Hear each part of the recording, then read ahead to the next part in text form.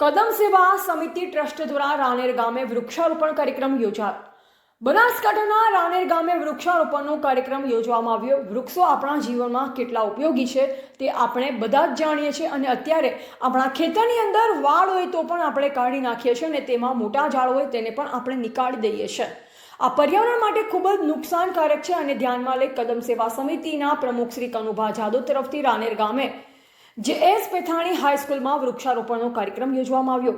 આ કાર્યક્રમમાં મુખ્ય મહેમાન તરીકે ભાજપ પૂર્વ શિક્ષણ મંત્રી શ્રી કીર્તિસિંહ વાઘેલા અને બનાસકાંઠા જિલ્લાના ભાજપ પૂર્વ મહામંત્રી ભરતસિંહ ભટ્ટેસરિયા, થરા માર્કેટયાર્ડના ડિરેક્ટર શ્રી ઈશ્વરભાઈ પટેલ, નવનિયુક્ત શ્રી બાબુભાઈ પટેલ, બનાસ બેંકના ચેરમેન શ્રી ડાયાભાઈ, કાંકરેજ ભાજપ મહામંત્રી શ્રી અમરસિંહ સોલંકી, કાંકરેજ ભાજપ પ્રમુખ શ્રી નટુભાઈ પટેલ અને રાનેર ગામના ઉત્સાહી સરપંચ શ્રી ચતુરજી જાદવ, ઉપસરપંચ શ્રી રઘુભાઈ જોશી, આર્મીમેન બળદેવભાઈ જોશી અને રાનેર ગ્રામજનો, શિક્ષકગણ, બાળકો અને આજુબાજુથી બહોળી સંખ્યામાં લોકોએ હાજરી આપી.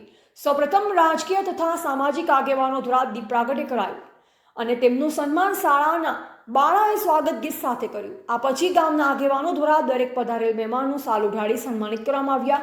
તે પછી શ્રી કીર્તિસિંહ વાઘેલા સાહેબ, શ્રી ભારતસિંહ ભટ્ટેસરિયા સાહેબ તથા સામાજિક કાર્યકર ભગવાનભાઈ શ્રીમાળી તથા રાનેર ગ્રામો આજુબાજુથી પધારેલ બધા મહેમાનો દ્વારા વૃક્ષારોપણ કરી આપણા જીવનમાં વૃક્ષોનું કેટલું મહત્વ છે તે સમજાવ્યું. ધ ગુજરાત લાઈવ ન્યૂઝ સાથે રિપોર્ટર પ્રવીણભાઈ કાંકરેજ.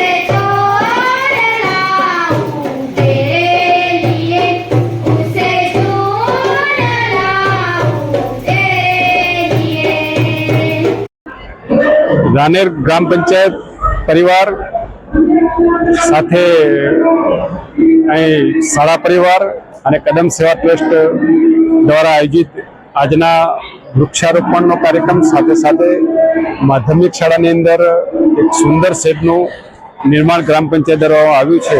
એના લોકાર્પણનો કાર્યક્રમ રાખવામાં આવ્યો. આ કાર્યક્રમની અંદર વિસ્તારના સૌ સન્માન્ય આગેવાનશ્રીઓ શ્રી ભારતસિંહજી ભટ્ટેસરિયા, શ્રી ઈશ્વરભાઈ પટેલ, શ્રી બાબુભાઈ ચૌધરી, દશરથસિંહ રાઠોડ, ગામના ઉત્સાહી સરપંચ, ડેપ્યુટી સરપંચ, કદમ સેવા ટ્રસ્ટ સાથે જોડાયેલા સન્માનીય શ્રી કનુભા જાદવ, એમની ટીમ, શાળાના આચાર્યશ્રી, શિક્ષક મિત્રો અને વિદ્યાર્થી મિત્રો બહોળી સંખ્યામાં આજના વૃક્ષારોપણના કાર્યક્રમમાં ભાગ લીધો. મિત્રો, આપ સૌ જાણો છો કે આપણે સનાતન ધર્મ સંસ્કૃતિ પ્રમાણે આપણે એ પ્રકૃતિના પૂજક છીએ. હંમેશા આપણે પ્રકૃતિનું પૂજન કર્યું છે. પ્રકૃતિમય આપણું જીવન પદ્ધતિ છે. આપણી સંસ્કૃતિ એક એવી સંસ્કૃતિ છે કે જેમાં આપણે પ્રકૃતિને પૂજીએ છીએ, એમાં વૃક્ષોને પૂજીએ છીએ, નદીઓને પૂજીએ છીએ, પહાડોને પૂજીએ છીએ, ધરતી માતાને પૂજીએ છીએ. મિત્રો, વર્તમાન સમયની અંદર વૃક્ષોનું વધારેમાં વધારે વાવેતર થાય એ ખૂબ જરૂરી છે. વૃક્ષ વધારે વાવવામાં આવે તો વધારે વરસાદ થાય, વધારે વરસાદ થાય તો સારી એવી ખેતી થાય, સારી ખેતી થાય તો સારું ઉત્પાદન મળે, ખેડૂતો પણ સુખીને સમૃદ્ધ થાય અને સમગ્ર લોકોને પોતાના જીવન નિર્વાહ માટે જરૂરિયાતી ખોરાક પાણી પણ કૃષિ અને પશુપાલનના માધ્યમથી મળતું હોય છે અને એના માટે વરસાદ ખૂબ જરૂરી છે. આપણું જીવન પણ વૃક્ષો આધારિત છે, પ્રાણવાયુ આધારિત છે. વૃક્ષો આપણને પ્રાણવાયુ આપે છે, એટલે જેટલા વધારે વૃક્ષો વાવીએ એટલો વધારે પ્રાણવાયુ મળે, વધારે પાણી મળે, એ ખૂબ જરૂરી છે. તો આપણે સૌ સાથે મળીને આવનારા દિવસોમાં વધારે વૃક્ષોનું વાવેતર કરીએ. આજના કાર્યક્રમનું આયોજન કરવા બદલ ગામના સરપંચ શ્રી ચતુરસિંહજી જાદવ, શાળાના આચાર્યશ્રી અને શાળા પરિવાર સાથે કદમ સેવા ટ્રસ્ટના શ્રી કનુભાઈ જાદવ અને એમની ટીમને હું અભિનંદન આપું છું. ખૂબ શુભકામના પાડું છું. ધન્યવાદ. ભારત માતા કી જય. વંદે માતરમ. જય જય. ભારત માતા કી.